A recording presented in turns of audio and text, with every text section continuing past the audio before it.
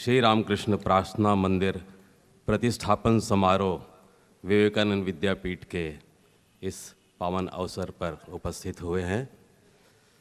आज 28 जनवरी 2020 को यह हमारा प्रथम सत्र प्रारंभ होता है।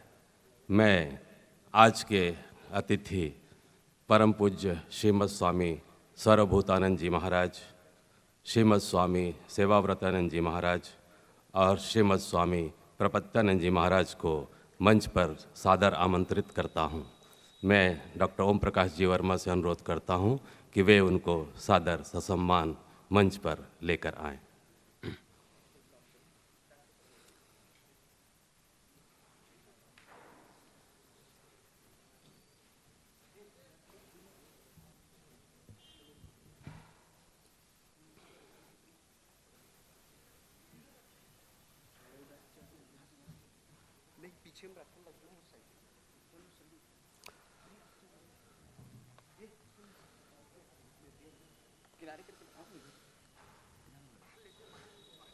हमारे पूज्य अतिथि मंच पर उपस्थित हो रहे हैं।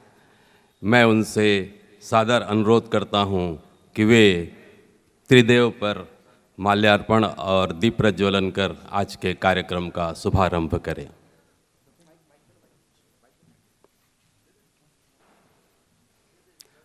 और बच्चों से वेद पाठ जल्द शुरू करो, इसी के साथ ही होगा ना। और विद्यापीठ के शिक्षक श्री कैलाश यादव और बच्चों से अनुरोध करता हूं कि वेद पाठ करें। ओम सहना भवतु सहनौ भुनक्तु सह वीर्यं करवावहै तेजस्विनावधीतमस्तु मा विद्विषावहै। ओम शांति शांति शांतिः। ओम शन्नो मित्रः शं वरुणः शन्नो भवत्वर्यमा शन्न इन्द्रो बृहस्पतिः शन्नो विष्णुरुक्रमः। नमो ब्रह्मणे नमस्ते वायो त्वमेव प्रत्यक्षं ब्रह्मासि त्वामेव प्रत्यक्षं ब्रह्म वदिष्यामि ऋतं वदिष्यामि सत्यं वदिष्यामि तन्मामवतु तद्वक्तारमवतु अवतु माम् अवतु वक्तारम्। ओम शांति शांति शांतिः। ओम भद्रं कर्णेभिः शृणुयाम देवाः भद्रं पश्येमाक्षभिर्यजत्राः स्थिरैरङ्गैस्तुष्टुवागंसस्तनूभिः व्यशेम देवहितं यदायुः। स्वस्ति न इंद्रो वृद्धश्रवाः स्वस्ति न पूषा विश्ववेदाः स्वस्ति नस्ताक्ष्यो अरिष्टनेमिः स्वस्ति नो बृहस्पतिर्दधातु। ओम शांति शांति शांतिः। ओम नमो ब्रह्मणे नमो अस्त्वग्नये नमः पृथिव्यै नमः ओषधीभ्यः नमो वाचे नमो वाचस्पतये नमो विष्णवे बृहते करोमि। ओम शांति शांति शांतिः। ओम वाङ्मे मनसि प्रतिष्ठिता मनो मे वाचि प्रतिष्ठितम् आविराविर्मयेधि वेदस्य माणे स्तः श्रुतं मे मा प्रहासिरिः अनेनाधीतेनाहोरात्रान् सन्दधामि ऋतं वदिष्यामि सत्यं वदिष्यामि तन्मामवतु तद्वक्तारमवतु अवतु माम् अवतु वक्तारमवतु वक्तारम् ॐ शान्ति शान्ति शान्तिः ॐ पूर्णमद पूर्णमिदं पूर्णात् पूर्णमुदच्यते पूर्णस्य पूर्णमादाय पूर्णमेवावशिष्यते ॐ शान्ति शान्ति शान्तिः हरिः ॐ तत्सत् श्रीराम कृष्णार्पणमस्तु।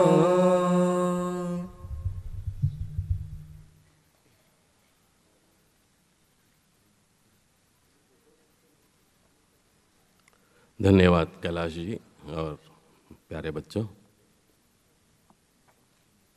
मैं अतिथियों से सादर अनुरोध करता हूं कि वे अपना स्थान ग्रहण करें।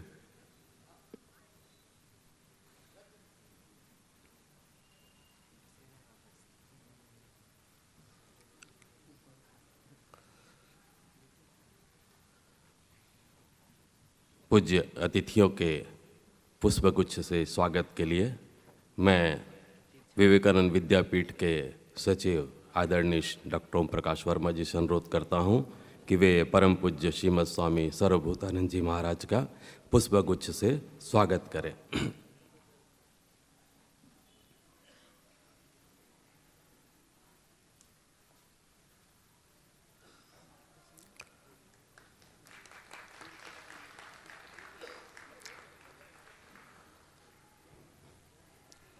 परम पूज्य श्रीमद स्वामी सेवाव्रतानंद जी महाराज का पुष्पगुच्छ से स्वागत करने के लिए मैं विद्यापीठ के इंजीनियर आदरणीय श्री C.K. पवार जी से अनुरोध करता हूं कि वे आएं और परम पूज्य श्रीमद स्वामी सेवाव्रतानंद जी महाराज का पुष्पगुच्छ से स्वागत करें।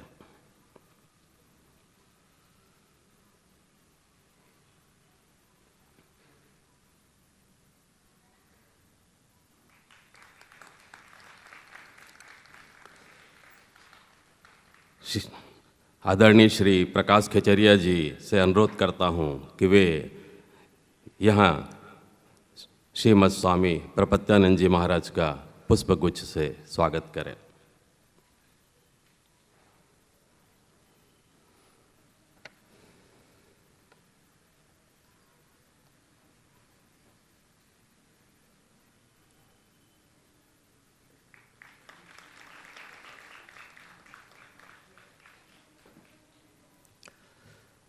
परम पूज्य श्रीमद स्वामी सर्वभूतानंद जी महाराज न्यासी रामकृष्ण मठ एवं रामकृष्ण मिशन बेलूर मठ एवं सचिव रामकृष्ण मिशन शिलांग हमारे बीच आज इस सभा के अध्यक्ष के रूप में उपस्थित हैं।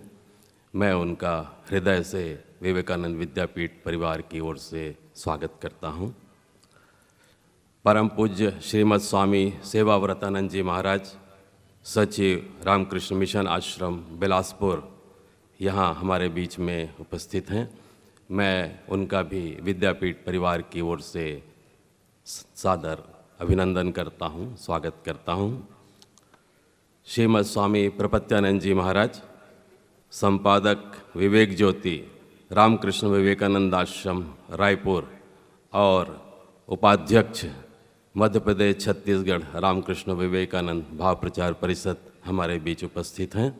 मैं उनका भी विद्यापीठ परिवार की ओर से सादर अभिनंदन और स्वागत करता हूं। अब मैं आज के हमारे सम्मानी वक्ताओं से श्रीमद स्वामी प्रपत्यानंद जी महाराज से अनुरोध करता हूं कि वे स्वामी विवेकानंद और शिकागो धर्म महासभा विषय पर अपना वक्तव्य हमारे समक्ष रखें। आप सभी का सादर अभिनंदन, स्वागत पूज्य स्वामी जी महाराज लोगों के चरणों में प्रणाम करते हुए मैं परम पूज्य श्रीमद स्वामी प्रपत्यानंद जी महाराज को सादर आमंत्रित करता हूँ। दोनों ठीक है।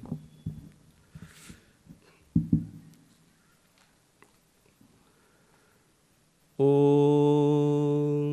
स्थापकाय च धर्मस्य सर्वधर्मस्वरूपिणे अवतारवरिष्ठाय रामकृष्णाय ते नमः। नमः श्रीयतिराजाय विवेकानन्दसूरये सच्चित्सुखस्वरूपाय स्वामिने तापहारिणे।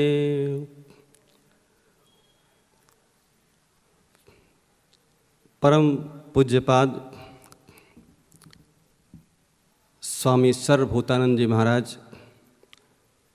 न्यासी रामकृष्ण मठ और रामकृष्ण मिशन और सचिव रामकृष्ण मिशन शिलांग, मैं महाराज जी के चरण में प्रणाम करता हूँ। परम सम्मानी मेरे प्रिय अनुज स्वामी सेवाव्रतानंद जी महाराज, सचिव रामकृष्ण मिशन बिलासपुर, परम सम्मानी डॉक्टर ओम प्रकाश वर्मा जी, सचिव विवेकानंद विद्यापीठ कोटा रायपुर, सम्मानी श्रोतृवृंद, समस्त स्वामी जी महाराज लोग के चरण में प्रणाम करता हूँ, जो हमारे रामकृष्ण मिशन के विभिन्न केंद्रों से आए हुए हैं और विभिन्न आश्रमों से आए हुए हैं। मैं समस्त महाराज लोगों के चरणों में प्रणाम करता हूँ। भारत के विभिन्न स्थानों से आए हुए भक्तवृंद, मैं आप सबके प्रति अपनी शुभकामनाएं व्यक्त करता हूँ। यह परम पावन दिवस, जिसकी प्रतीक्षा कई वर्षों से लगभग सभी लोगों को थी, स्वामी जी लोगों को भी और भक्तवृंदों की भी, कि विवेकानंद विद्यापीठ कोटा रायपुर का मंदिर कब बनकर तैयार होगा और हम सभी लोग उसमें उपस्थित होंगे, उस आनंद के प्रतिभागी बनेंगे। आज बड़े परमहर्ष का विषय है। भगवान श्री राम कृष्ण देव की असीम अनुकंपा, वात्सल्यमयी माँ शारदा का असीम स्नेह और कृपा, स्वामी जी स्वामी विवेकानंद का वरद हस्त, आप सबके अनुशंसा से आज विवेकानंद विद्यापीठ कोटा का श्री राम कृष्ण प्रार्थना मंदिर कल लोकार्पित होने के लिए तत्पर है और हम सभी बड़े भाग्यशाली हैं कि इस कार्यक्रम में भाग लेने के लिए उपस्थित हैं। चूँकि यहाँ देश के बहुत स्थानों से लोग आए हुए हैं, मैं उनको कुछ सूचनाएं दे दूं छत्तीसगढ़ के बारे में। स्वामी विवेकानंद ने अपनी जन्मभूमि के अतिरिक्त सबसे अधिक यदि कहीं निवास किया तो वह स्थान है रायपुर। छत्तीसगढ़ का रायपुर, यह भूमि बड़ी पावन है कि स्वामी विवेकानंद ने अपने किशोरावस्था के 2 वर्ष यहाँ व्यतीत किए। जिस प्रकार से श्री कृष्ण एक बार वृंदावन से गए तो पुनः वापस नहीं आए, लेकिन गोपियों ने उनके प्रति असीम श्रद्धा और प्रेम आजीवन व्यक्त किया। ठीक उसी प्रकार से स्वयं विवेकानंद रायपुर से जाने के बाद पुनः यहाँ नहीं आए, लेकिन छत्तीसगढ़ वासियों ने स्वयं विवेकानंद के प्रति असीम श्रद्धांजलि, असीम प्रेम स्नेह व्यक्त करते रहे। इसके मैं कुछ प्रमाण आपको देता हूँ। विवेकानंद सरोवर रायपुर का बहुत प्रसिद्ध स्थान है, जहाँ विश्व की सबसे बड़ी ध्यान मूर्ति यदि किसी की है तो वह स्वामी विवेकानंद की रायपुर में है। स्वामी विवेकानंद के नाम पर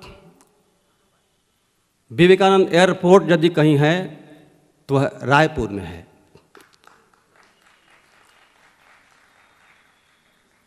सबसे पहले 2013 में मदर्स प्राइड रायपुर के बच्चों ने 500 विवेकानंद के रूप में सजे। उससे प्रेरणा प्राप्त करके गुजरात में 1200 बच्चे विवेकानंद बने और उनसे प्रेरणा प्राप्त करके चेन्नई में 2000 बच्चे विवेकानंद बने। लेकिन उस रिकॉर्ड को यदि किसी ने तोड़ा तो वह रायपुर है, जिसने जुलाई 2014 में 2500 विवेकानंद बने और 500 भगिनी निवेदिता बनी। तो यह विश्व रिकॉर्ड यदि किसी ने स्थापित किया तो वह रायपुर छत्तीसगढ़ वासियों ने किया। स्वामी विवेकानंद के नाम पर पहला यदि विश्वविद्यालय कोई है तो वह है विवेकानंद छत्तीसगढ़ तकनीकी विश्वविद्यालय भिलाई का। और सद्य अभी कुछ महीने पहले स्वामी विवेकानंद, जिन्होंने पहले डे भवन में आकर के अपनी किशोरावस्था की क्रीड़ा की, वह डे भवन आज सरकार ने अधिग्रहण किया है और स्वामी विवेकानंद की स्मृतियाँ वहाँ सजोई जाएंगी। तो ये छत्तीसगढ़ वासियों ने स्वामी विवेकानंद के प्रति भी श्रद्धा व्यक्त की, जिसके मैंने कुछ प्रमाण आपको दिए जो विश्व रिकॉर्ड हैं। अब मैं अपने विषय पर आता हूँ। स्वामी विवेकानंद का शिकागो व्याख्यान। स्वामी विवेकानंद का शिकागो व्याख्यान ने पूरे विश्व में क्रांति लाई और वह क्रांति, व्याख्यान का प्रभाव 3 तरह का होता है। एक होता है जो श्रद्धा प्रभाव डालता है और बाद में विनष्ट हो जाता है। दूसरा होता है कि वह श्रद्धा कोई प्रभाव नहीं डालता, लेकिन धीरे धीरे उसका प्रभाव कालांतर में पड़ता है। स्वामी विवेकानंद के व्याख्यान ने श्रद्धा प्रभाव तो डाला ही, लेकिन उसका दूरगामी प्रभाव ऐसा हुआ जिसने भारत ही नहीं, एशिया ही नहीं, उसने पूरे विश्व की संस्कृति में एक आंदोलन खड़ा कर दिया। और आज आप देखते हैं यदि विश्व में सर्वधर्म समन्वय की पताका किसी ने फहराया, यदि विश्व को शांति का संदेश किसी ने स्थायी रूप से दिया, यदि किसी ने संपूर्ण विश्व को समस्त धर्मों का सम्मान दिया, तो वह प्रेरणा लोगों को स्वामी विवेकानंद के व्याख्यान से मिलती है, जिसकी शिक्षा श्री कृष्ण ने हजारों साल पहले दी थी। स्वामी विवेकानंद के व्याख्यान की पृष्ठभूमि जो है,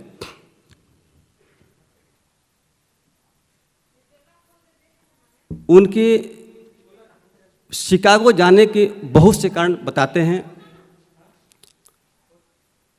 आर्थिक कारण बताते हैं, भौतिक कारण स्पष्ट दिखता है उनके पत्रों से, बातों से, लेकिन ठीक इसके पीछे एक आध्यात्मिक पृष्ठभूमि थी जिस पृष्ठभूमि की चर्चा मैं आपसे कुछ देर में करूंगा। स्वामी विवेकानंद के शिकागो जाने में ये सैकड़ों साल पहले से प्रक्रिया चल रही थी। इसके पीछे एक महाशक्ति कार्य कर रही थी और उसी शक्ति ने स्वामी विवेकानंद को यह वैश्विक मंच दिया अपने संदेशों के प्रचार और प्रसार के लिए। श्री रामकृष्ण देव के पास कुछ भक्त लोग बैठे हुए थे और वहाँ चर्चा हो रही थी, सत्संग हो रहा था। उसमें वैष्णव पूजन, जीवों की दया, नाम में रुचि, यह प्रसंग आया। ठाकुर ने उसकी बड़ी विस्तृत व्याख्या की, बताया। फिर बाद में कहते हैं, अरे तू कीटाणु कीट होकर के जीवों पर दया करेगा? तुम दया करने वाले कौन होते हो? और स्वामी विवेकानंद ठाकुर की उस बात को सुनते हैं और बाहर आकर के बोलते हैं कि आज ठाकुर ने कितना अच्छा संदेश दिया कि जीवों पर दया नहीं, जीवों की शिव भाव से सेवा।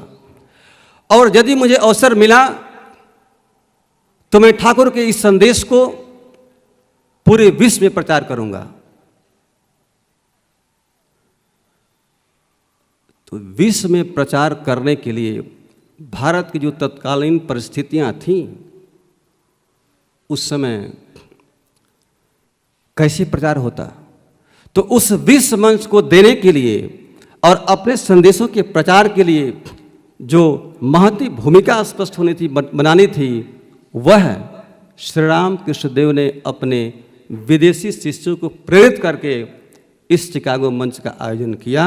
और उस आधुनिक भारत के निर्माण की यदि प्रथम जो अट्टालिका थी, उसकी प्रथम ईंट थी शिकागो मंच पर स्वामी विवेकानंद का व्याख्यान। दूसरा, स्वामी जी ने कहा था कि मेरे पास विश्व को देने के लिए एक संदेश है। जैसे बुद्ध का संदेश है, वैसे मेरे पास भी संदेश है। और उस संदेश को स्वामी विवेकानंद ने विश्व मंच से पहली बार उद्घोषित किया।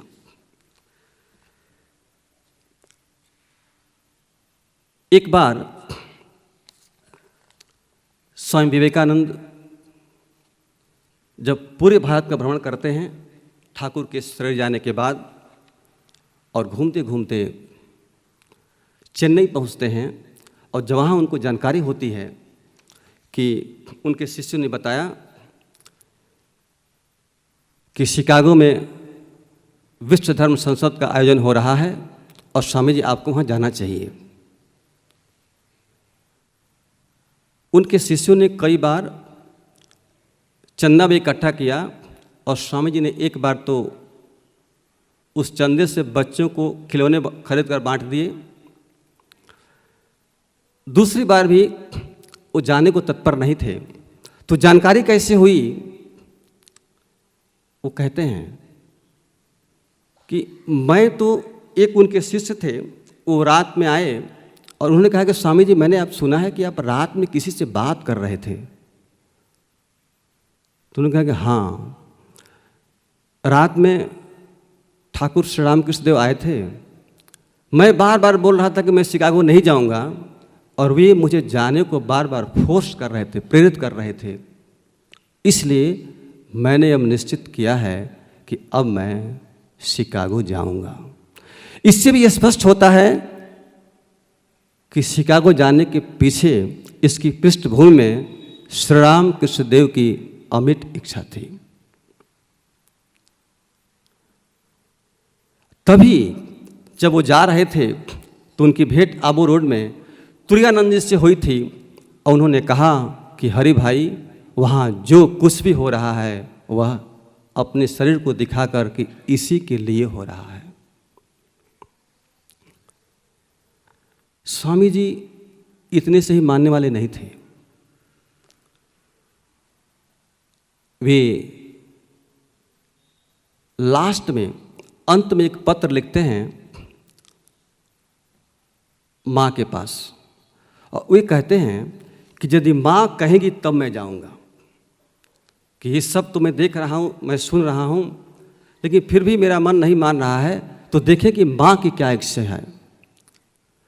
आप जानते हैं कि स्वामी विवेकानंद श्री राम कृष्ण देव की अंत तक परीक्षा लेते रहे। इस स्वामी जी का ऐसा मन था कि एक बार जो उनके मन में आ जाता है, वो उस दृढ़ निश्चय को कई तरह से परीक्षित करके तभी उस पर आगे बढ़ते हैं। वो तो निश्चित था कि स्वामी विवेकानंद को शिकागो व्याख्यान में जाना है, लेकिन उन्होंने सोचा कि क्या मैं लोगों के कहने पर जा रहा हूँ, क्या मैं अपने कारण जा रहा हूँ? नहीं, यदि यह ईश्वर की इच्छा है तो देखें माँ क्या कहती हैं। उन्होंने पत्र लिखा, माँ के पास पत्र मिलता है और माँ कहती हैं शारदानंद जी महाराज को कि ठीक है, तुमको मैं बताती हूँ 2 दिन बाद। उसमें माँ देखती हैं गंगा तट में माँ बैठी हुई हैं और श्री राम कृष्ण जो है माँ वहाँ बैठी हुई हैं। वहाँ देखती हैं कि हठात जो है ठाकुर प्रकट होते हैं और स्वामी जी, बहुत से नर नारी हैं और स्वामी जी उस जल को लेकर के छिटक रहे हैं सबके ऊपर। और माँ कहती है कि नहीं, नरेंद्र को लिख दो कि उससे वहाँ जाना चाहिए। एक पत्र में स्वामी जी लिखते हैं कि मुझे ईश्वर का आदेश मिला है, इसलिए मैं शिकागो जाऊंगा और यह कार्य करूंगा। तो आप यदि इस तरह से देखें कि शिकागो व्याख्यान के पीछे, शिकागो जाने की पृष्ठभूमि में यदि सबसे पहले मुख्य जो कारण है वह है आध्यात्मिक पृष्ठभूमि।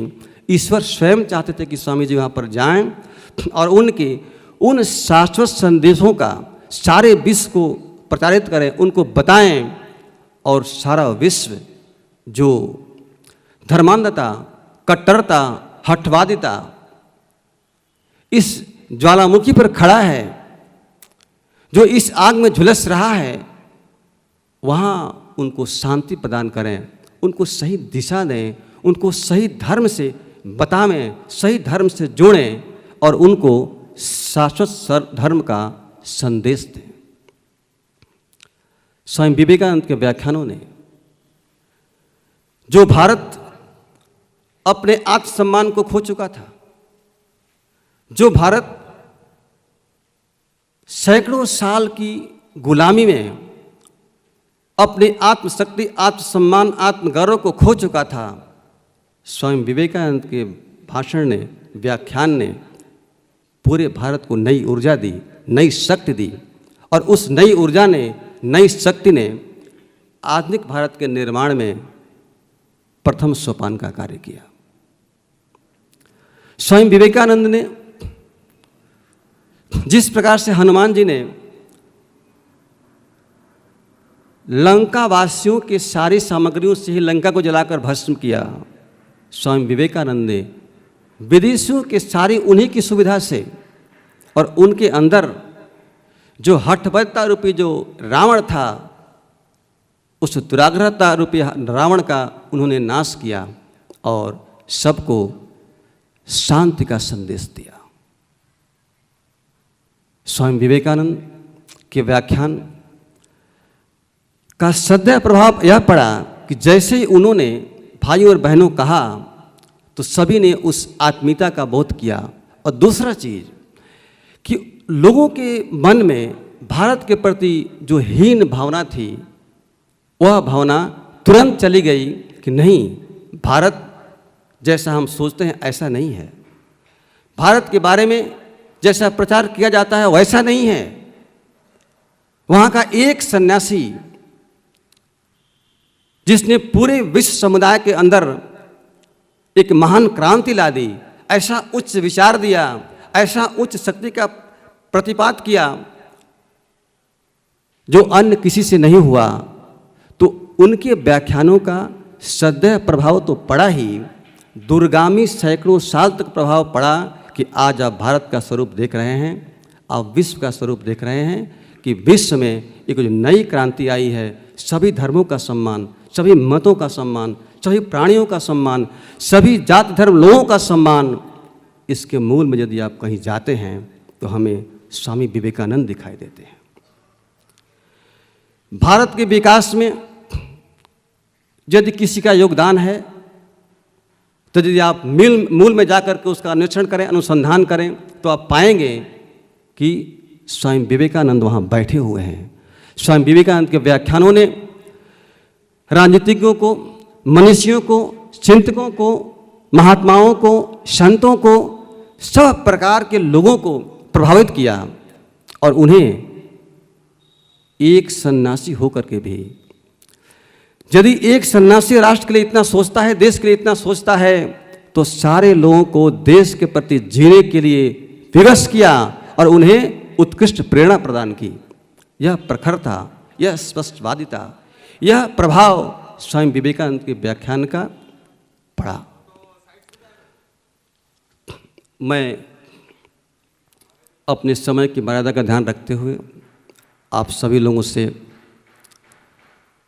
यह प्रार्थना करता हूँ, निवेदन करता हूँ कि आप इस त्रिदिवसीय कार्यक्रम का जो प्रथम सत्र था, आप इसका आनंद तो लेंगे ही, आप 3 दिन तक पूरे एक आध्यात्मिक परिवेश में, आध्यात्मिक वातावरण में रहेंगे, आप सब तरह का आनंद लेंगे और आप सभी लोगों के शुभकामना से अब भगवान श्री राम कृष्ण देव, माँ शारदा और स्वामी जी के आशीर्वाद से यह हमारा कार्यक्रम बड़े ही उत्कृष्ट रूप से, सम्यक रूप से सफल होगा। इसी भावनाओं के साथ मैं सभी लोगों के चरणों में प्रणाम करते हुए अपने वाणी को विराम देता हूँ। धन्यवाद।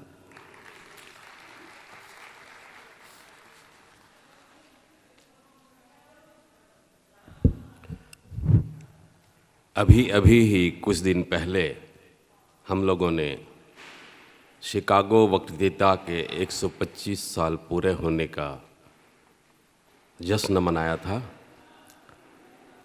श्रीमद् स्वामी प्रपत्यानंद जी महाराज की वाणी इस अंचल में उस समारोह में गूंजती रही थी और आज भी उन्होंने विस्तृत व्याख्यान देकर उस वाणी को फिर से हमारे समक्ष दोहराया है।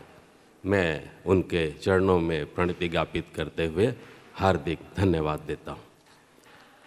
और अब मैं श्रीमद् स्वामी सेवाव्रतानंद जी महाराज, सचिव रामकृष्ण मिशन आश्रम बिलासपुर से सादर अनुरोध करता हूँ कि वे स्वामी विवेकानंद की प्रासंगिकता पर अपने विचार हमारे सम्मुख रखेंगे। परम पूज्य श्रीमद् स्वामी सेवाव्रतानंद जी महाराज।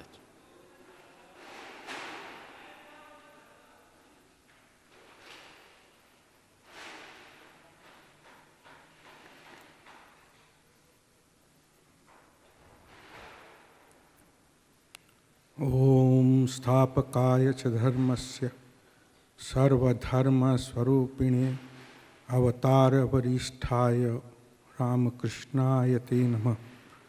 जननीं शारदां देवीं रामकृष्णं जगद्गुरुं पादपद्मे तयो श्रित्वा प्रणमामि मुहुर्मुहुः। नमः श्रीयतिराजाय विवेकानन्दसूरये सच्चित्सुखस्वरूपाय स्वामिने तापहारिणी। पूजनीय स्वामी सर्वभूतानंद जी, पूजनीय स्वामी प्रपत्यानंद जी, उपस्थित सभी पूजनीय स्वामी जी के चरणों में मेरा साष्टांग प्रणाम। उपस्थित सभी भक्तों के हृदय में बसनारे एकमात्र ईश्वर के चरणों में मैं प्रणाम अर्पित करता हूँ।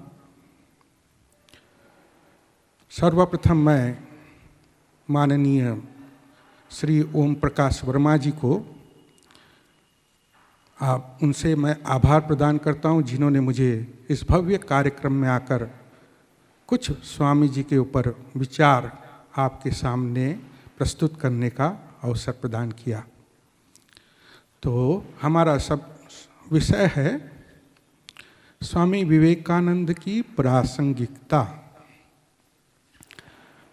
हम अगर थोड़ा भी स्वामी जी के जीवन के चरित्र को पढ़ें तो हम पाते हैं उनके विचार, उनके उपदेश आज भी उतने ही महत्वपूर्ण, उतने ही प्रासंगिक और उत्साहवर्धक है जितने पहले थे।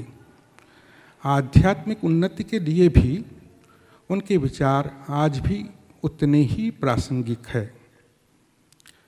हम उनके विचारों में से स्वामी जी का जो सेवा योग है, जो बहुत चर्चित विषय है, उसी पर थोड़े से विचार मैं आपके सामने प्रस्तुत करूंगा। तो हम देखते हैं जो सेवा योग स्वामी विवेकानंद जी ने विश्व की जो सेवा की, उसके पीछे उनका मानव के दुख दर्द के प्रति तीव्र संवेदना से ही सेवा का उद्भव हुआ। और हम अपने जीवन में भी देखते हैं, अगर हम किसकी सेवा में के लिए प्रस्तुत होते हैं तो हमारे में अगर प्रेम की परिपूर्णता, सहानुभूति, संवेदना न हो तो हम प्रेम किसी से नहीं कर सकते, किसी की सेवा नहीं कर सकते। हम देखते हैं स्वामी जी के जीवन में, स्वामी जी संपूर्ण भारत का भ्रमण करते हैं। संपूर्ण भारत भ्रमण करने के बाद विदेश जाने की योजना बनाते हैं और विदेश जाने के लिए प्रस्तुत होते हैं। तो उसके पहले उनकी मुलाकात होती है स्वामी तुरायानंद जी से, और तुरायानंद जी से कहते हैं, हरि भाई, मैं तुम्हारा तथाकथित धर्म नहीं जानता।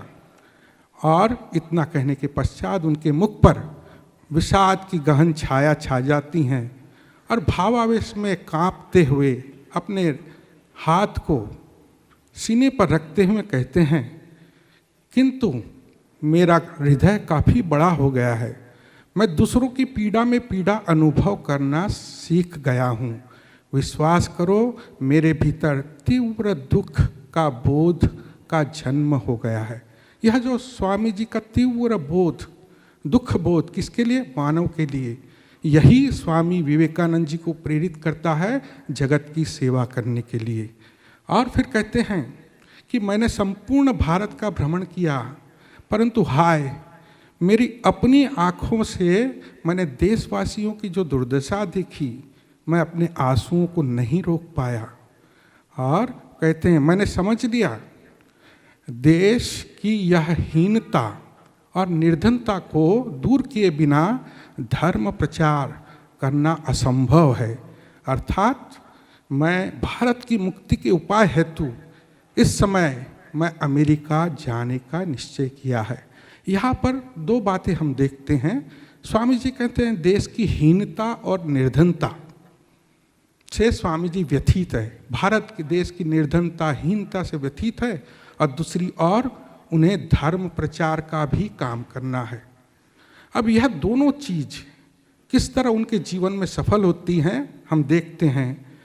स्वामी जी जाते हैं अमेरिका जाकर धर्म प्रचार में लग जाते हैं। लगने के बाद कुछ दिनों बाद देखते हैं वहाँ की कर्म शैली, कर्म प्रणाली को देखकर वे मोहित हो जाते हैं। और एक बार एक अमेरिकन भक्त महिला से कहते हैं कि I had a great temptation of my life in America. मैं अमेरिका में प्रलोभन में पड़ गया हूँ। तो महिला भक्त पूछती है, अच्छा स्वामी जी, कौन सी वह भाग्यवान महिला है जिसके प्रलोभन में आप पड़ गए? तो स्वामी जी हो करते हंसते हुए कहते हैं, नहीं, कोई महिला नहीं, मैं ऑर्गेनाइजेशन की बात कर रहा हूँ। यह जो ऑर्गेनाइजेशन, जो संघबद्ध होके काम करना, यह जो संघबद्ध होके काम करने से काफ़ी कुछ हद तक हम विस्तारपूर्ण कार्य कर सकते हैं। यह स्वामी जी को वहाँ समझ में आया। और फिर स्वामी जी आते हैं देश में, अपने भारत देश लौट के आने के बाद देश के सामने त्याग और सेवा का आदर्श रखते हैं। वे कहते हैं कि देशवासियों से उन्होंने सर्वव्यापी विराट की सेवा करने का आह्वान किया। और इसी तरह सन्यासी गण को भी कहते हैं कि तुम निस्वार्थ भाव से जीव रूपी शिव की सेवा करने से ही सर्वोत्तम धर्म साधन होगा। और फिर आप धीरे धीरे मुक्ति के मार्ग पर अग्रसर होंगे। और वे कहते हैं तुम लोग निरर्थक क्यों देवताओं की खोज में पड़े हों? आपके सम्मुख चारों ओर जिस देवताओं को देख रहे हैं, ये जो विराट देख रहे हो, उसी की उपासना करो, उसी की पूजा करो। सेवा नहीं पूजा, पूजा ही मेरे जो मन को ठीक से अभिव्यक्त कर पाती है। सेवा से मेरा जो वक्तव्य है ठीक ठीक प्रकट नहीं होता। तो यह स्वामी जी है। अब स्वामी जी आते हैं, देश में आते हैं, त्याग और सेवा करने के लिए कहते हैं, और बाद में रामकृष्ण मिशन की स्थापना करते हैं। अब रामकृष्ण मिशन की कार्य प्रणाली में वे कहते हैं सेवा ही प्रमुख है, शिव भावे जीव से। जैसे हमने प्रपत्यानंद जी महाराज जी सुना कि जो उन्होंने श्री रामकृष्ण देव से सुन रखी थी कि शिव अब सुन रखी थी। अब यह जो श्री रामकृष्ण देव ने जो उनको सिखाया था सेवा भाव, और रामकृष्ण मिशन की जब प्रतिष्ठा हुई तो उन्होंने कार्य प्रणाली में सेवा भाव को ही शीर्ष स्थान दिया। किंतु स्वामी जी तो रामकृष्ण मिशन की स्थापना कर रहे हैं, उसकी जो कार्य प्रणाली की बातें भी सबको कर रहे हैं, किंतु क्या श्री रामकृष्ण देव के अन्य अंतरंग भक्त, उनके गुरु भाई और भक्तों के हृदय में यह संशय उत्पन्न होता है कि क्या इसी से क्या अपना आध्यात्मिक उद्धार होगा? वे कहने लगे, वे स्वामी जी के भावों के पूर्ण हृदय से अनुमोदित नहीं कर सके, और कहते हैं कि योगानंद जी ने कहा यह सब तुम्हारा काम विदेशी ढंग से चल रहा है। अब विदेशी ढंग से चल रहा है बोले तो स्वामी जी कहते हैं अच्छा, और कहते हैं कि देखो ठाकुर की शिक्षा अलग थी। योगानंद जी कह रहे हैं कि ठाकुर की शिक्षा अलग थी। मुझे कभी कभी संशय होता है कि क्या हम ठाकुर की शिक्षा से अलग तो नहीं हो रहे। तब स्वामी जी कहते हैं तुम लोगों ने श्री रामकृष्ण देव को एक सीमाबद्ध करना चाहते हो। रामकृष्ण देव तो कैसे थे? अनंत भाव स्वरूप थे, और तुमने कैसे जाना कि यह उनका भाव नहीं है? तो यह जो भाव है कि यह सेवा रूपी भाव, सेवा योग रूपी भाव के आधार पर रामकृष्ण मिशन की स्थापना हुई। और हम परवर्ती काल में भी देखते हैं जब सेवा की बात आती है तो साधुओं के मन में संशय उत्पन्न होता ही है। जब स्वामी जी लौट आए पाश्चात्य से तो उनको देखकर काफ़ी युवकों ने रामकृष्ण मिशन में योगदान दिया। तो एक ग्रुप यह मानता था कि स्वामी जी का जो धर्म है उसमें सेवा योग ही सबसे अच्छा है, शीर्षस्थानीय है। और दूसरा ग्रुप कहता था कि नहीं, स्वामी जी जैसे भक्ति ज्ञान की बात कहते हैं वही सबसे उत्तम बात है। अब दोनों ग्रुप में विवाद उत्पन्न हो गया। अंत में जाते हैं श्री रामकृष्ण देव स्वामी जी के पास जाके पूछते हैं कि क्या आपका क्या अभिप्राय है? तो स्वामी जी कहते हैं कि सेवा योग ही कलयुग के लिए है उत्तम धर्म साधन है। स्वामी जी कहते हैं सर्वोत्तम धर्म साधन। तो यह जो सेवा के द्वारा क्या होगा? सेवा के द्वारा हमारी आत्मोन्नति होगी। जैसे रामकृष्ण मिशन में आत्मन मोक्षार्थ जगत हिताय छ। अब यह जो सेवा की उत्पत्ति कहाँ से हुई, यह सेवा भाव की उत्पत्ति कहाँ से हुई, क्यों उसे शीर्ष स्थानीय बताया गया? हम देखते हैं आगे थोड़ा सा देखेंगे कि कैसे सेवा योग की उत्पत्ति होती है। स्वामी जी को प्रेरणा मिलती है श्री रामकृष्ण देव से, और यह जो सेवा योग में स्वामी जी के जो चारों योगों का समन्वय हो जाता है। कैसा हम देखते हैं, स्वामी जी कहते हैं कि जैसे प्रपत्यानंद जी ने कहा कि आज जो मैंने बात सुनी भगवान श्री रामकृष्ण देव से उसका मैं प्रचार संपूर्ण जगत में करूंगा, और सच में किया भी। और किस तरह किया हम देखते हैं कि स्वामी जी कहते हैं कि वेदांत को लोग शुष्क, कठोर और ममता रहित समझते हैं। उसे भक्ति के साथ समन्वित करके कैसे सहज, सरल, मधुर प्रकाश उन्होंने प्रदर्शन किया। अद्वैत ज्ञान का लाभ करने के लिए संसार और समाज को त्याग कर वन में जाना होगा और भक्ति, प्रेम आदि कोमल भावों को हृदय से निकाल कर उखाड़ फेंकना होगा। तो यह स्वामी जी कहते हैं। अब स्वामी जी जानते थे कि सन्यासी वर्ग क्या करते हैं अद्वैत ज्ञान की प्राप्ति करने के लिए। अद्वैत ज्ञान क्या है? ये अद्वैत ज्ञान है सभी जीव ब्रह्म स्वरूप है, सभी जीव ईश्वर स्वरूप है और सभी जीव शिव स्वरूप है। और इसी की प्राप्ति के लिए संसार को त्याग कर, अपने हृदय में जो कोमल भावों को त्याग कर क्या करते हैं, हमें जाना है हिमालय में, कहीं गुहा कंदरा में जाकर बैठकर ध्यान कर कर यह ज्ञान की प्राप्ति करती है। किंतु स्वामी जी क्या कहते हैं यहाँ पर कि देखो, यह तो ज्ञान तो प्राप्त करना ही है, किंतु ज्ञान के साथ अपने हृदय के कोमल भावों को, अपने हृदय के में जो प्रेम है, जो भक्ति है, उसको रखते हुए अगर हम इस ज्ञान को भक्ति के साथ सम्मिलित कर ले, समन्वय कर ले, तो क्या होगा, हमें गुहा कंदरा में जाने की जरूरत नहीं है। तो हम क्या करेंगे यहाँ पर, तो शिव ज्ञान से जीव की सेवा करेंगे। क्योंकि हमें स्वामी जी कहते हृदय से पहले निश्चित करना चाहिए कि यह जो विश्व है, यह जो जगत है, आपके सामने जो विराट पुरुष खड़े हैं, वह सभी ईश्वर के ही स्वरूप है। और यह हृदय में पक्की धारणा करने के बाद अगर हम इनकी सेवा में लग जाए तो हमें अपने हृदय के कोमल भावों को उठाकर नहीं फेंकना है। हम ज्ञान और भक्ति का यहाँ समन्वय कर सकते हैं। और फिर जैसे काम क्रोध लोभ की तो बात ही कहाँ, तो हम अगर शिव भाव से जीव की सेवा करें तो थोड़े समय में ही हम अपना जो चरम लक्ष्य है उसकी प्राप्ति हो जाएगी। तो यहाँ हमने देखा कि ज्ञान और भक्ति का समन्वय हो गया। और हम चारों योग की बात कर रहे थे, तो सेवा योग में कैसा होता है यह देखेंगे। तो हम ज्ञान भक्ति से पूर्ण होकर जगत की सेवा करते हैं, यानी कर्म हो गया। तो यहाँ पे कर्म, ज्ञान और भक्ति का समन्वय हो गया। अब जब हम कर्म करते हैं तो हमें क्या है, कर्म ऐसा ही नहीं करते, कर्म के लिए हमें विचार चाहिए। सेवा के लिए हमें विचार का प्रयोजन है। हमें सेवा के लिए हमें मन संयम का भी आवश्यकता है। जैसे हम कहते हैं ना, एक शिक्षक अपने क्लास में बच्चों से कहता है कि जितने अंधे पुरुष है उसकी सेवा करो। अब यह विद्यार्थी सुनता है, घर लौटता है, लौटते लौटते रास्ते में एक अंधा पुरुष मिलता है, तो उसे क्या करता है, हाँ उसको रास्ता पार कराने से उसकी सेवा हो जाएगी। बस उसको पकड़ता है, पकड़ने के बाद कहता है कि हाँ हमारे टीचर ने कहा है उसकी सेवा करने के लिए, मैं उसको पकड़ के ले जाता हूँ। ऐसे पकड़ के लेके जाता है, रास्ता पार कराता है। किंतु अंधा कहता है मुझे रास्ता पार नहीं करना।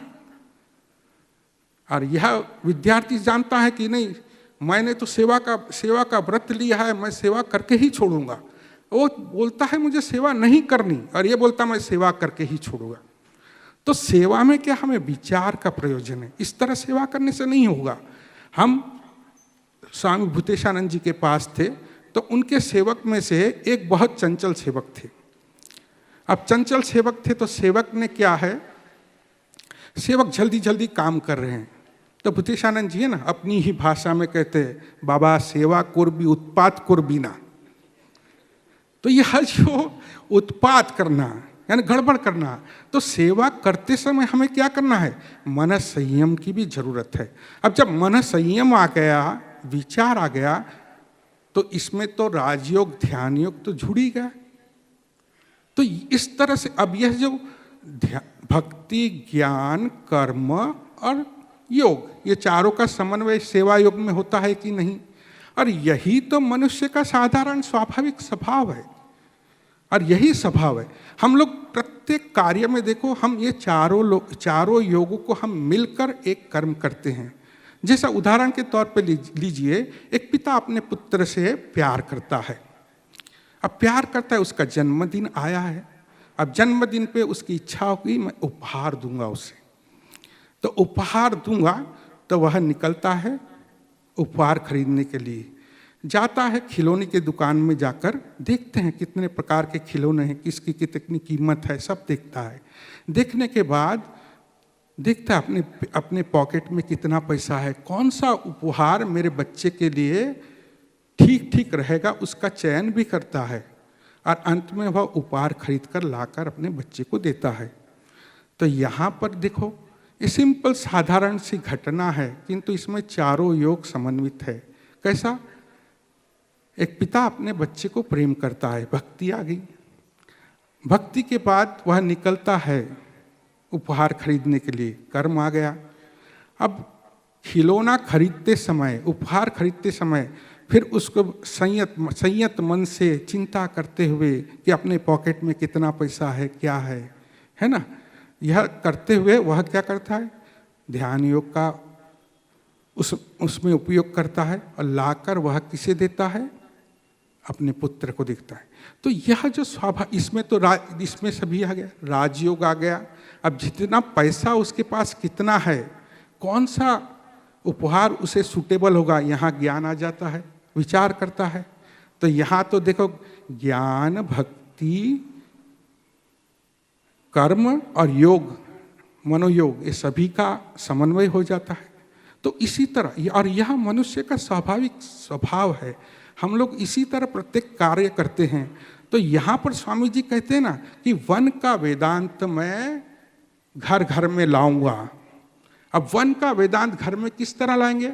इस तरह लाएंगे कि हमें अपने घर के प्रत्येक परिवार के भीतर एकमात्र ईश्वर ही है और ईश्वर की ही मैं सेवा कर रहा हूँ। और इस तरह प्रत्येक कर्म में अगर भगवान को शिव ज्ञान से जीव सेवा का हम लोग मंत्र पढ़ ले और इस तरह से हम कर्म करें, तो मुझे नहीं लगता अपने जीवन में कर्म में अशांति होगी। और यह कर्म क्या हो जाएगा? यह कर्म एक आध्यात्मिक साधना के रूप में परिणित हो जाएगा।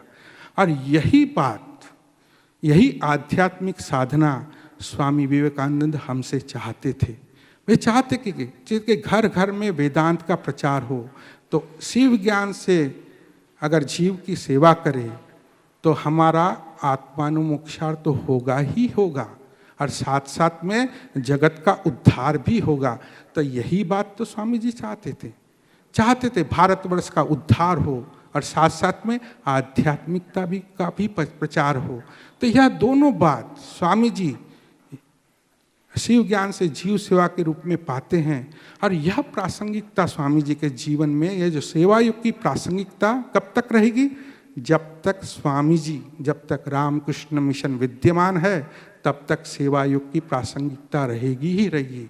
और जब तक मनुष्य धर्म लाभ खोजने की चिंता में है, तब तक यह स्वामी जी का ये जो सेवा युग की प्रासंगिकता रहेगी ही रहेगी। इन्हीं शब्दों के साथ मैं अपने वाणी को विराम देता हूँ। ओम शांति शांति शांति। श्री राम कृष्णार्पणमस्तु।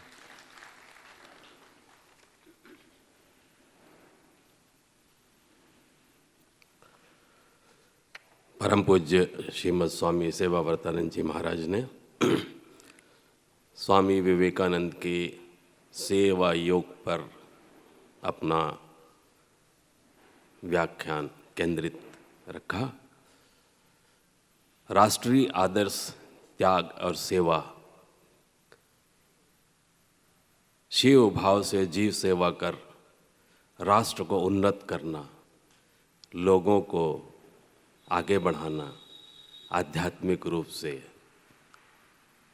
धार्मिक रूप से, और सबको शिव ज्ञान समझ करके अपने भाई बहनों की तरह उनके उन्नति के मार्ग को प्रशस्त किया। यही वह मार्ग है जिससे आपको मुक्ति मिलेगी। साधुओं के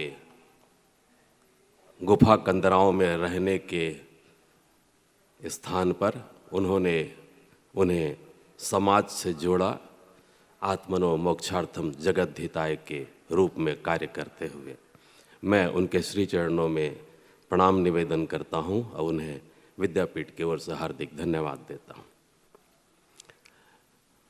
आज के हमारे अध्यक्ष परम पूज्य श्रीमद स्वामी सर्वभूतानंद जी महाराज, न्यासी रामकृष्ण मठ एवं रामकृष्ण मिशन बेलूर मठ एवं सचिव रामकृष्ण मिशन शिलांग, वे छत्तीसगढ़ माटी के सपूत हैं। उनका बचपन छत्तीसगढ़ अंचल में चिरमिरी, रायपुर और नारायणपुर के बीच में बीता। वे यहीं पले बढ़े और आज वे प्रतिष्ठित विश्व प्रसिद्ध रामकृष्ण मठ और मिशन के न्यासी के रूप में स्थापित हैं। मैं उनसे सादर अनुरोध करता हूं कि वे यहाँ आशीर्वचन के शब्द हमारे समक्ष रखें। परम पूज्य श्रीमद स्वामी सर्वभूतानंद जी महाराज।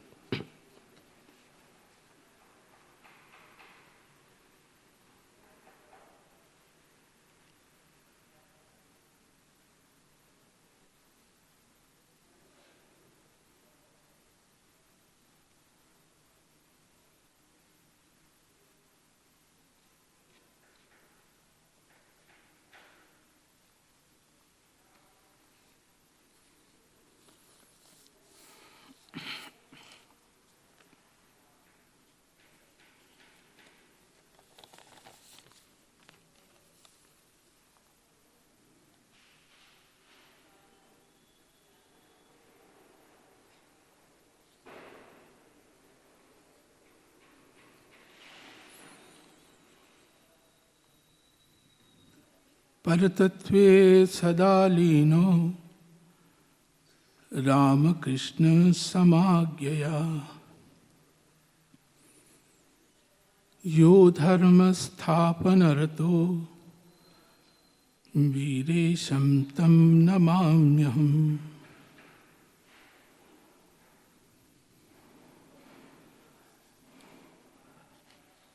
सर्वप्रथम मैं त्रिदेव के चरणों में साष्टांग प्रणिपात करता हूँ। जैसा कि आपको अभी अध्यक्ष का परिचय दिया गया, इसलिए मैं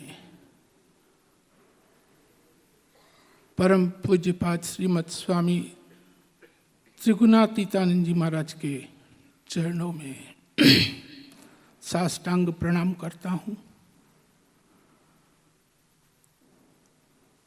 समाधिलीन पुरुष स्वामी आत्मानंद जी के महाराज में मैं साष्टांग प्रणाम करता हूँ।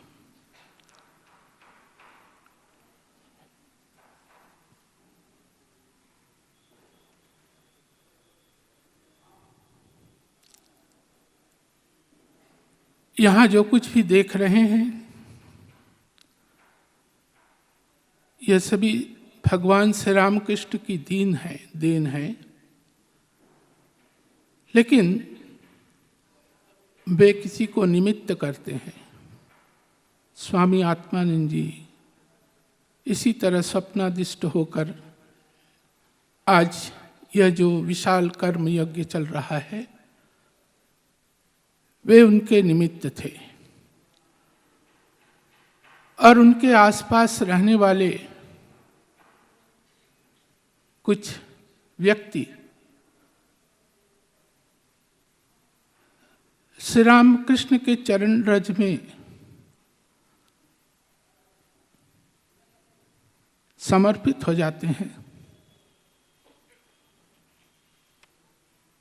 यह उन्हीं की देन है जो मुझे ये सौभाग्य मिला है इसमें समर्पित होने का। आज यहाँ हम सभी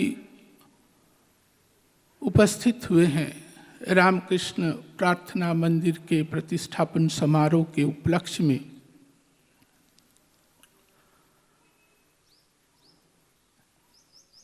इसलिए मैं परम श्रद्धेय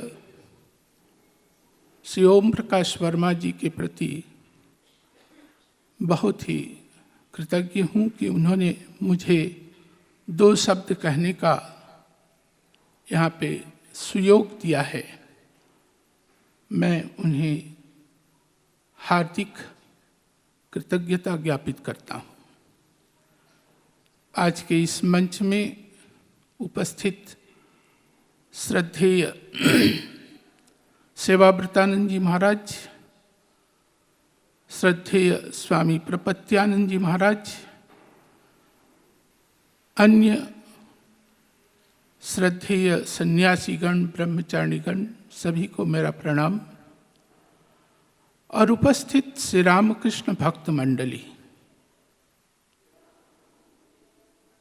अभी हम यहाँ बैठ कर के बहुत ही सुंदर दो सार गर्भित प्रवचन सुन रहे थे। उसमें हम सराबोर थे, लग रहा था कि और भी सुनते रहें, लेकिन समय के अनुसार चलने के कारण वे अपने प्रवचन समाप्त कर मुझे यहाँ खड़ा होने का अवसर दिया है। लेकिन मैं उस तरह से इनके प्रकार वक्ता नहीं हूँ, लेकिन कुछ विचार आपके समक्ष रखूंगा। दो विषयों पर इन्होंने वक्तव्य दिए हैं। एक है स्वामी जी की प्रासंगिकता और दूसरा है शिकागो धर्म महासभा 125वीं उसकी वर्षगांठ में, जिस पर प्रपत्यानंद जी ने कहा कि किस तरह स्वामी जी ने सभी धर्म सत्य हैं इसको सारे विश्व में उजागर किया, और सेवाव्रतानंद जी ने प्रासंगिकता पर कहते हुए स्वामी विवेकानंद की सेवा योग को बहुत ही अच्छे उदाहरण देकर के हमारे समक्ष प्रस्तुत किया। मेरे मन में विचार उठ रहा था कि स्वामी जी की प्रासंगिकता तो जिस समय वे थे था, अभी भी है और रहेगा। क्यों मैं कह रहा हूं, थोड़ा उस दृष्टि से हम यदि अवलोकन करें, श्री रामकृष्ण देव ने मनुष्य की संज्ञा देते हुए कहा था, जिनका मान के प्रति होश है वही मनुष्य है। और इसी को उन्होंने काशीपुर के कलकत्ता के पास जो उद्यान वाटी है, उसमें उन्होंने भक्तों से कहा था, तुम लोगों का चैतन्य हो। यह वास्तव में मनुष्यत्व के जागरण की ही घोषणा थी। यह वास्तव में मनुष्य के जागरण इसलिए कि स्वामी जी ने अपने जीवन काल में इसी को प्राथमिकता प्रदान किया। Man making is my mission, मेरे जीवन का मूल लक्ष्य है मनुष्य का निर्माण, क्योंकि वे जानते थे कि मनुष्य जाति ही पृथ्वी में जीव का श्रेष्ठ विकास है। संस्कृत में मन शब्द का धातु जो अर्थ मिलता है, वहाँ पे है मननशील, चिंतनशील प्राणी। केवल इंद्रियों द्वारा विषय ग्रहण ही नहीं, बल्कि जिनके पास विवेक और विचार है, जिससे वह यह निरूपण कर सके कि कौन गलत है कौन ठीक है। मनुष्य बनाने का पहला पाठ हमें भुवनेश्वरी देवी से मिलता है। समय की अल्पता के कारण विस्तार से नहीं जाऊंगा। स्वामी जी रामकथा विलय के रूप में जब थे, रामकथा सुनने के बहुत लालायित रहते थे। जो कथक ठाकुर था वे उन्हें कथा सुनाते, और स्वामी जी हनुमान जी से बहुत ही प्रेरित थे। तो एक दिन कथक ठाकुर से पूछ ही लिया कि हनुमान जी के दर्शन कहाँ होंगे। उसने हंसते हुए कहा, केले के बगीचे में। बगल में केले का बगीचा था, वहाँ वो हनुमान जी के दर्शन करने चले गए। घर जब लौटते हैं तो माँ तो चिंतित थी ही, पूछती है, हारे बिले कहाँ था? तो मैं केले के बगीचे में गया था। क्यों? हनुमान जी से मिलने। मिला? उसने गंभीर से भाव से कहा, नहीं। यहीं पर हमारी जो शिक्षण पद्धति है, वह हमें एक शिशु को किस तरह से लालन पालन करना चाहिए, ये भुवनेश्वरी देवी से शिक्षा मिलती है। अरे बिले, तू चिंता मत कर, वे राम जी के काम से कहीं गए होंगे, कल जाके मिल लेना। उन्होंने नहीं कहा कि अरे हनुमान जी तो नहीं मिलेंगे, ये तो पौराणिक कथा है। ये नकारात्मक विचार उस समय बिले के मन में माता भुवनेश्वरी नहीं देती है। सकारात्मक उत्तर देते हुए कहते हैं कि तू अगले दिन मिल लेना। और यही बिले जब नरेंद्रनाथ होकर दक्षिणेश्वर में भगवान श्री रामकृष्ण के देव के चरणों के समक्ष बैठता है तो पूछता है, क्या आपने ईश्वर को देखा है? और तब की सारी जो पद्धति है, आप सभी यहाँ पे विद्वान विदुषी सब हैं, जानते हैं। तो इस तरह से श्री कृष्ण के जीवन में हम जब नरेंद्रनाथ को पाते हैं तो यहाँ पे भुवनेश्वरी देवी का बहुत बड़ा अवदान है कि इस तरह से हम नरेंद्रनाथ को बाद में विवेकानंद के रूप में रूपांतरित होते हुए देखते हैं। इस तरह की शिक्षा पद्धति हमें लेनी होगी जीवन में। और श्री रामकृष्ण भाव आंदोलन में ये मनुष्य तैयार करने का ही एक आंदोलन है, जहाँ स्वामी जी के मनुष्य की धारणा आध्यात्मिकता पर स्थित है। मुझे ऐसे युवक दल चाहिए जिनमें पवित्रता, सहिष्णुता, अध्यवसाय, सर्वोपरि प्रेम, जो सिद्धि लाभ के लिए एकांत प्रयोजन है। बड़े बड़े कार्य का सहज ही निष्पन्न होते हैं, उसके लिए चाहिए धैर्य, अदम्य इच्छा शक्ति। ऐसे गुणों से युक्त मनुष्य चाहिए मुझे। स्वामी जी के जीवन में ही ऐसे मनुष्य की प्रतिफलन हम पाते हैं। जब दक्षिणेश्वर में वे प्रार्थना करने के लिए श्री रामकृष्ण देव के पास पहुंचते हैं तो श्री रामकृष्ण पहले दर्शन में ही उन्हें कहते हैं, मैं जानता हूं प्रभु तुम नर रूपी नारायण हो। स्वामी जी का समग्र जीवन इस नारायण को छोड़कर नर की साधना थी। और इसीलिए वे जो आरती करते हैं उसमें लिखते हैं, नर देव देव जय जय नर देव देव। उनके जीवन में दरिद्रता, कृच्छता, यह मानो पर्याय हैं।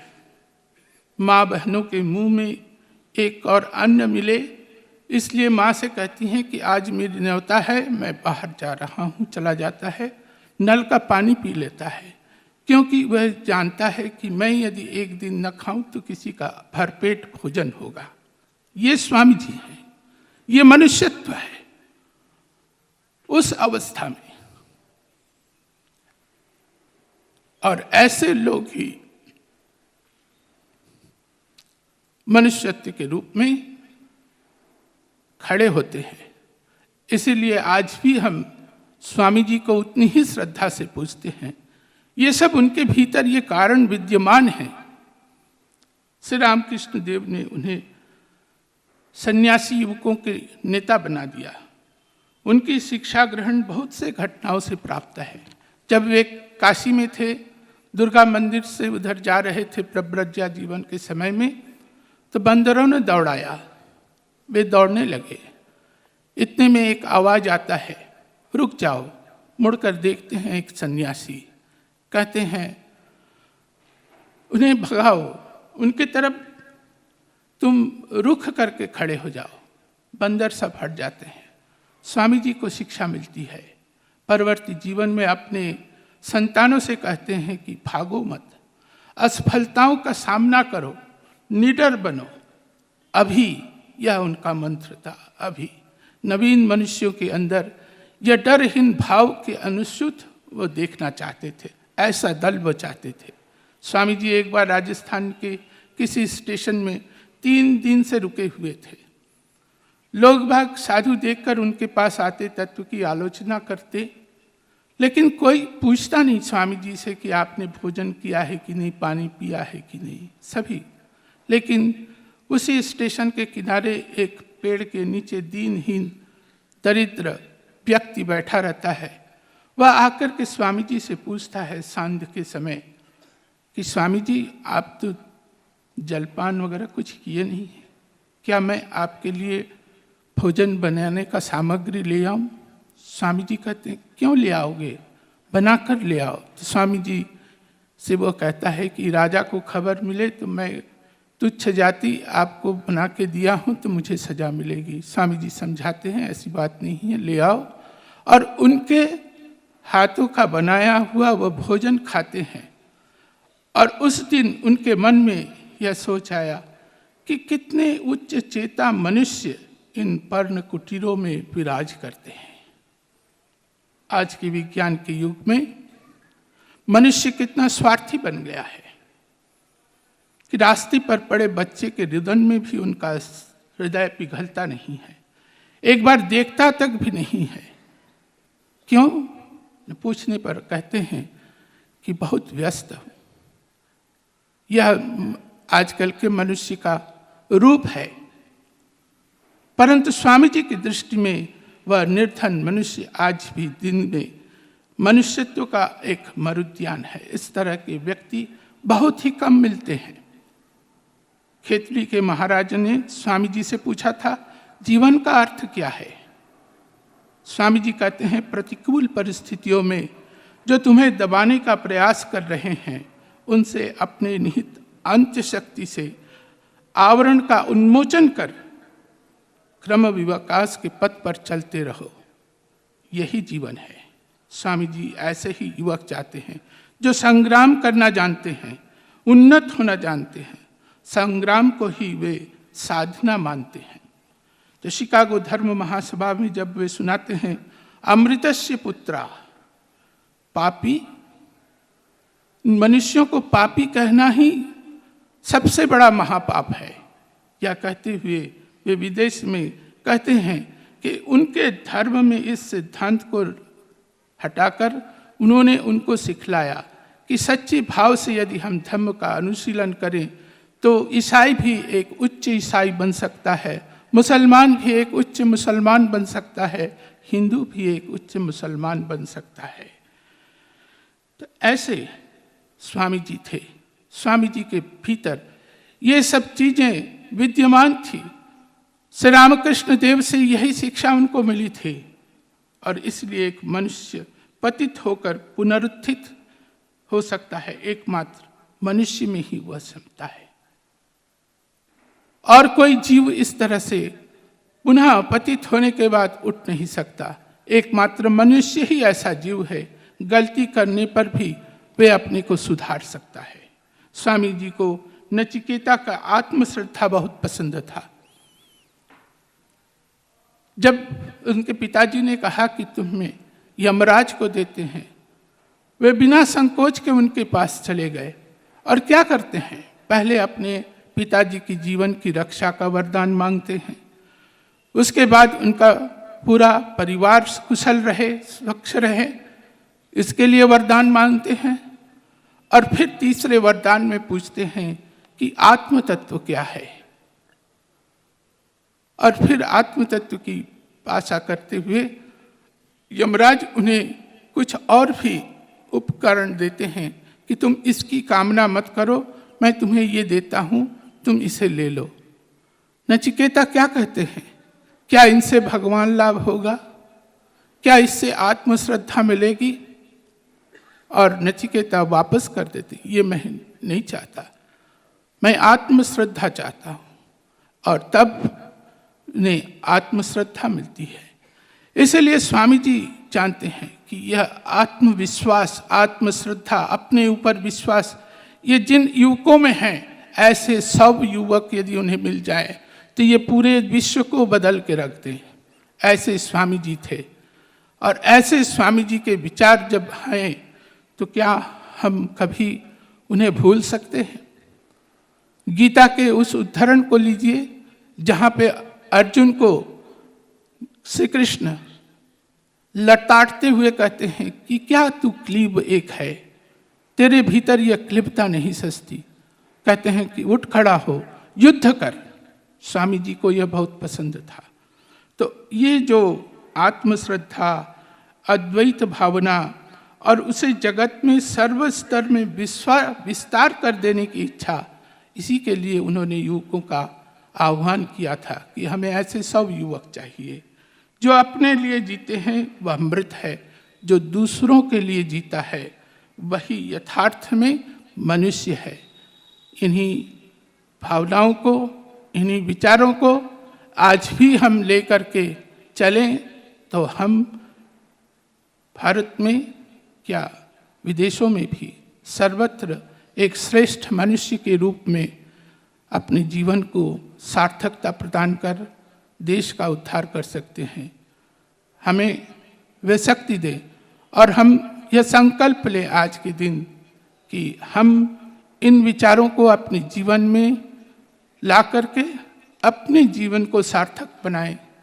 इन्हीं विचारों के साथ मैं उनके चरणों में अपने पुष्प सुमन अंजलि देते हुए अपने वाणी को विराम करता हूँ।